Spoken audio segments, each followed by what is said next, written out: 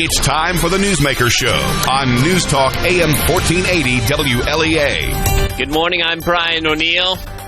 Two segments today. In segment one, Congressman Tom Reed. It won't be Reed live. It'll be Reed from his press call yesterday. We'll be playing segments from Reed's weekly press call. We'll also be hearing from Assemblyman Phil Palmesano. That'll be in segment two. Palmesano will be talking about how he wants a good amount of money, not necessarily equal to what New York City is getting, but a lot of money for upstate roads and upstate infrastructure. That'll be in segment two. Now, the Reed presser from yesterday. We'll start out with the WLEA question. Are you supporting Jason Chaffetz, who you've leaned towards supporting in the past few weeks?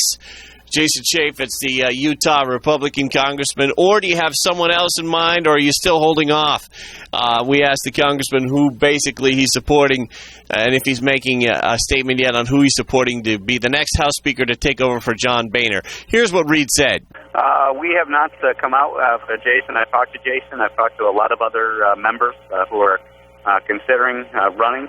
Bill Flores, Dan Webster, there's been a whole slate of people that have reached out to talk with us and also to put their hat in the ring for this race. Obviously, Paul Ryan is somebody we've been talking with, and I think everyone is waiting, and we should get a decision on that as we return to Washington tomorrow, whether or not Paul is going to get in. And until that occurs, I think the more prudent course that we're taking is to wait and see if Paul gets in, and give a actual debate and review of each of the candidates' pros and cons of how they want to go forward with representing the House of Representatives and serve as the Speaker of the House. So stay tuned, Brian. But I would tell you, there's a slew of men and women in the House that are people you don't even know of that I'm sure are going to get interested in this race that can do a fine job, and we're looking forward to hearing from each and every one of them as we go forward. On today's Newsmaker show, the Q&A from yesterday's Congressman Tom Reed's weekly press call. Reed was asked a question about Medicare. I just wanted to shift topics a little bit, talking about what people are talking about a lot. I've heard a number of comments with regard to this proposal that's being looked at to help fund Medicare as we head into the new year, and that involves moving some money from Social Security and taking more from Social Security from a number of the people that receive it. What do you know about this? Because there seems to be a lot of confusion out there about it. Well, if you're asking, what I believe you're asking is the Disability Trust Fund that goes belly up here within 2016. And what they're proposing out of the White House has been the traditional model of taking from Social Security retirees and shifting that money over to the Disability Trust Fund, essentially robbing Peter to pay Paul. And that is why we have been out in front of this issue. We have been fighting this issue. We actually joined with Sam Johnson of the Social Security Committee that I serve on, the chairman of it, to change the House rules to say that is not going to happen.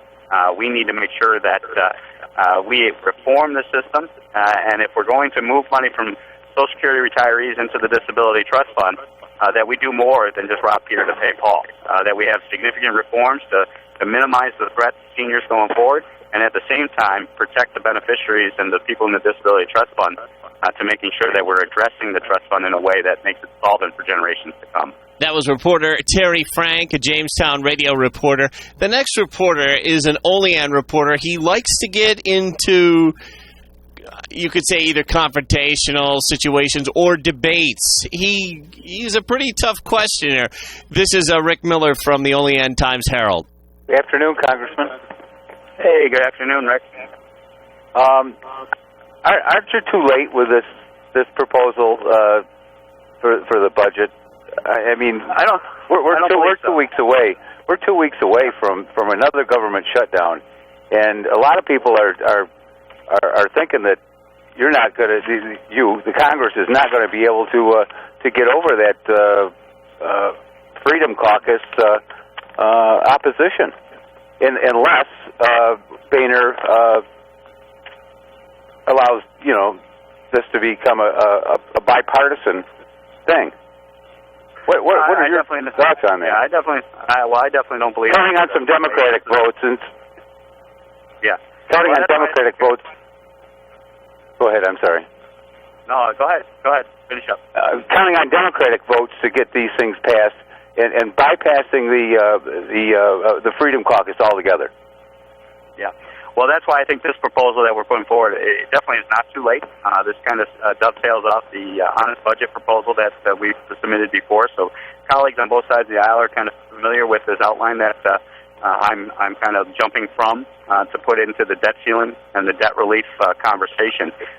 From my perspective, that has a lot of bipartisan support in regards to, we're not talking about locking in to an actual substantive our way or the highway type of approach to this. This is about instilling that we have dialogue on both sides of the aisle, in the chamber and the House, and also the President makes a commitment to balancing the budget as well as we do in the House and Senate.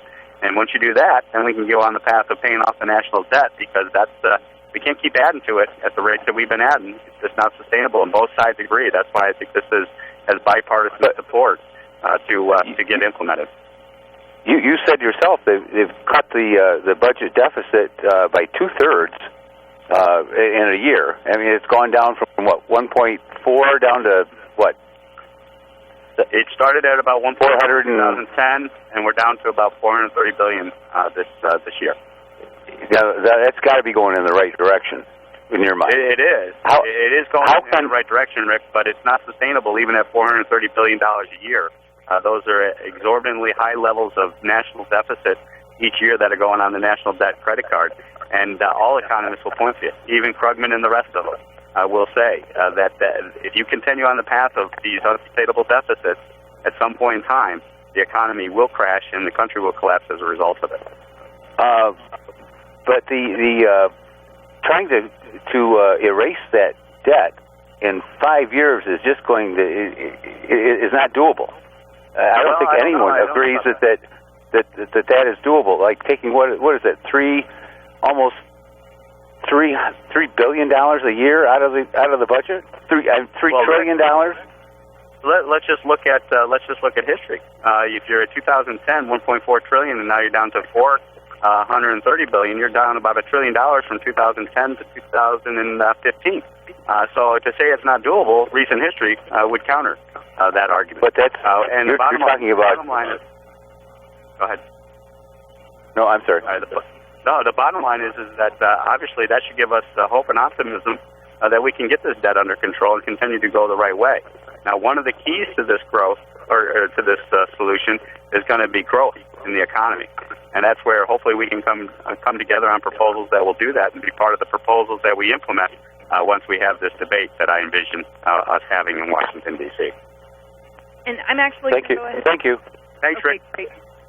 Up until a couple of years ago, Reed used to really get pummeled by a couple of reporters from outside of the district, one from Buffalo, one from Washington. Now it's pretty much the occasional tough question like that coming from Rick Miller from the Olean Times-Herald. And you could hear there Congressman Tom Reed's press secretary, Brandy Brown, jumping in at the end of it. It sounds like she wanted to put an end to it because, from her viewpoint, this is not a debate. This is reporters asking questions of the congressman.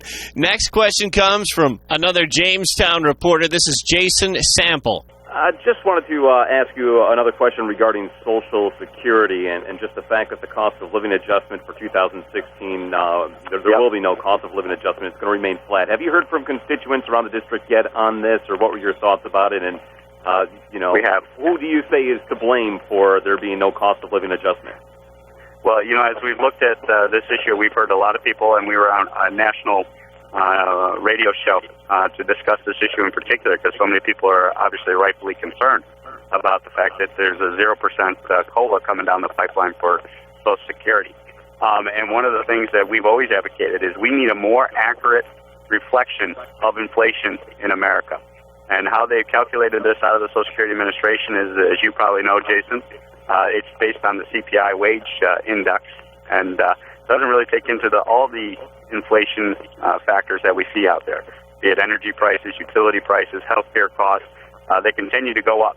And that's what I empathize with seniors that have talked to us about this at our town halls, that we've seen across the across the district. They're explaining to me, and I am listening each and every day, that their costs are going up, and when Social Security doesn't get a COLA adjustment, that is not truly reflective of the burden that they face day in and day out. So I'm about trying to reform the inflationary calculation, about going forward to make sure that these benefits match up with real-time data. And that's what we're going to continue to advocate, to reform that index as we go forward. Is there reform legislation currently in the works, or do you plan on releasing any time in the near future? There are. There's a couple multiple projects that are out, or proposals that are out there to try to get a more accurate, real-time inflationary gauge as to what's going on across the country, so that beneficiaries aren't suffering the consequences. So stay tuned as we continue with this debate. One of the things that historically has been done is there's been legislative action in order to address this, as well as we got to the other issue of the Medicare Part B premium issue that's coming into focus as we speak too. So there may be something that we could do in regards to this, and I think it's just a matter of getting to that critical mass where elected officials who aren't paying attention, unlike ourselves, who don't see this issue developing, I see it impacting real seniors, and I'll tell you, we're going to be part of the voice to say we need to address this as we go forward. You don't know offhand the number of constituents in your district that draw from Social Security, do you? We can get to that number. I rather than float a number, I think I have an idea, but I don't want to have it misreported. I mean, obviously, we have a significant portion of the district out of the 700,000 that are seniors and that are receiving Social Security benefits. But we can get you that information. It's broken down district by district. Very good. Thank you. Yep. Thanks, Jason. Next question here from the Hornell Evening Tribune's Jason Jordan. Certainly we can't have a long-term spending bill without first raising the debt ceiling. To what degree are talks either on hold or non-existent as things kind of shift towards talks on the debt ceiling? Well, no, there's a lot of talks going on. My understanding of the folks down in D.C. Is that there's talks on multiple fronts. Not only the debt ceiling, individual talks there, but also an overall budget potential agreement like a Paul Ryan, Patty Murray 2.0, a Price Enzi 1.0, if you would. So those talks are being engaged in. There are proposals that are being floated. And what we're trying to do is offer our own 2 cents of a vision I could see that maybe helps with the debt ceiling talks, just to see if we can move this debt ceiling issue as we deal with the other issues of the budget. All right, thank you. Yeah, thanks. So that's it for segment one of today's Newsmaker show with Congressman Tom Reed. In the next segment, Assemblyman Phil Palmesano talking about that presser that was held yesterday in South Corning with Senator Tom O'Mara and Assemblyman Chris Friend about more infrastructure money for upstate. Back in just a moment on the Newsmaker show. Brian O'Neill on the Newsmaker show with Assemblyman Phil Palmesano now here in segment two, talking about that press conference that was held yesterday in South Corning about getting more infrastructure money for upstate, especially for the roads. Press conferences, and some of you may remember every year, the past 3 years, Senator O'Mara and I actually have led a bipartisan coalition in both the Senate and the Assembly to try to push for increased funding for our local infrastructure, for our local roads and bridges. This is money through what they call the CHIPS program, is the acronym for it. And basically, it's money that's given right to the local municipality to fix their local roads, bridges, and culverts. And we've had some success, but we believe that it's dramatically underfunded.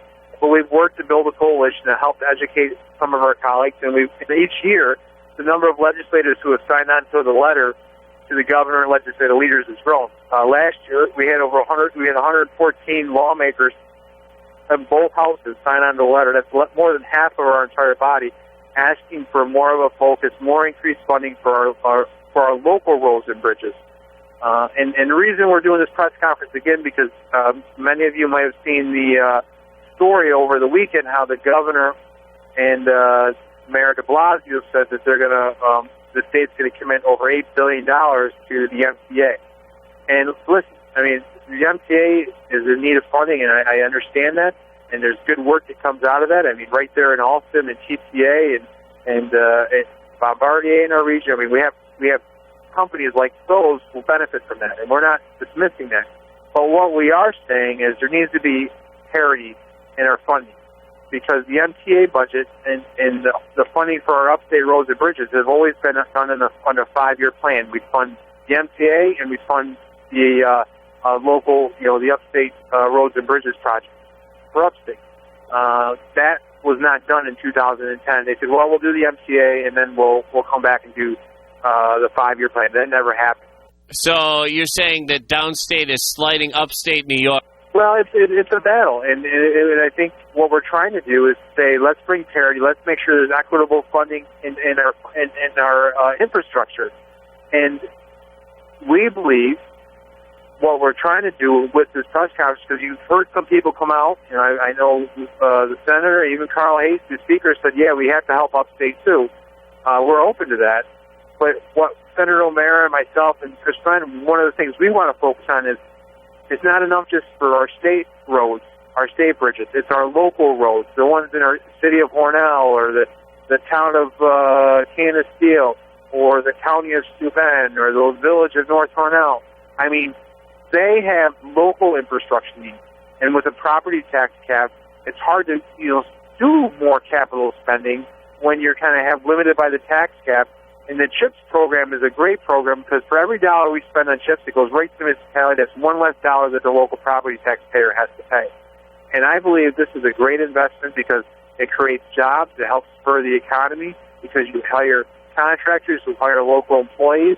When you improve the local infrastructure, when you think about tourism, you need to have good local roads. You think about agriculture. You think about our school buses that are going over our bridges and our roads from a safety perspective. This just makes common sense.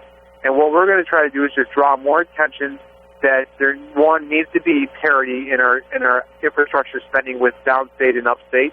If we're going to make that type of commitment for the MTA, we need to make that type of commitment to our upstate roads and bridges because there was a study done, and there's over $89 billion in unmet infrastructure needs across this state. The rating of our bridges and roads are deteriorating incredibly, and the investment is not there to improve it.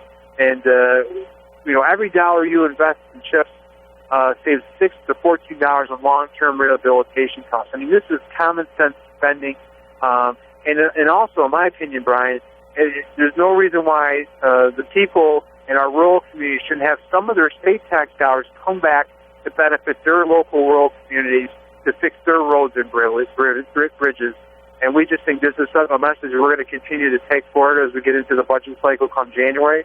And we think it's a wise use of money spending for our infrastructure. I think that's one thing that taxpayers understand. When a road's a mess or a bridge is out, it impacts people. And we think it's the right thing to do. And the other statistic that's pretty staggering, Brian, 87% of the roads in New York are locally owned by our municipalities. 52% of the bridges in New York, the 18,000 bridges, are owned by local municipalities. And 48% of the vehicle miles traveled, the miles are traveled on the roads, 48% of them are traveled on local miles. The miles are traveled on local roads. So I think there's a case to be made for here. This has been a top priority for myself and Senator O'Mara for a number of years, and we just think with that announcement that came out, with $8 billion going to be spent on MTA, we believe we should make an equal commitment to our upstate roads and bridges, and we just want to make sure it's not just for state roads and state bridges, it's for our local roads that will help benefit our local property taxpayers and help improve their local infrastructure because they don't have the resources to do it on their own. And in some cases, the CHIPS program, those dollars that go into that local community, that's the only money they have to spend to improve their roads and bridges and culverts. And we've been talking with Assemblyman Phil Palmesano here in segment 2. I want to thank the Assemblyman and Congressman Tom Reed for our 2 segments today here on the Newsmaker Show. I'm Brian O'Neill. ABC is next on AM 1480 WLEA Hornell.